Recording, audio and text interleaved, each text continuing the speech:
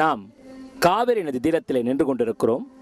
இந்த காவிரி நதி தீரம் மிகவும் முக்கியமான ஒரு கட்டமாக தியாகபிரம்மத்தின் வாழ்வில் திகழ்ந்துள்ளது.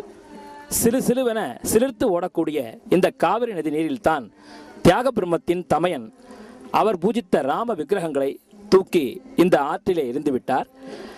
ஊன் உறக்கமின்றி தவித்த தியாகபிரம்மத்திற்கு கனவிலே ஸ்ரீ ராமபிரான் காட்சி தந்து இந்த காவிரி நதி தீரத்திலே நான் கிடக்கிறேன் என்று கூறி, காவிரி நதி தீரத்திலே என்னை வந்து நீ பெற்றுச் செல்வாய் என்று கூறுகிறார். எம்பெருமானே, நீ இவ்வாறு காவிரி நதி தீரத்தில் கிடைக்கிறாயா என்று கூறி இங்கு வந்து பால கனகமய என்ற அட்டானாராக பாடலை பாடுகிறார். அந்த பாடல் நிறைவு பெறுவதற்கு முன்னதாகவே ராமபிரானின் விக்கிரகம் தியாகபிரம்மத்தின் கைகளில் வந்து சேர்கிறது என்று கூறுகிறார்கள்.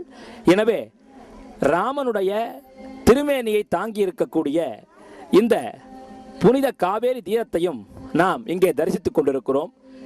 அந்த தியாகபிரம்மம் பெற்ற அந்த பக்தி அனுபவம் காவிரி நதி தீரத்திலே நாம் நிற்கும் பொழுது நமக்கும் ஒரு சிறு துளியேனும் கிடைத்து விட்டது என்றே நினைக்க தோன்றுகிறது.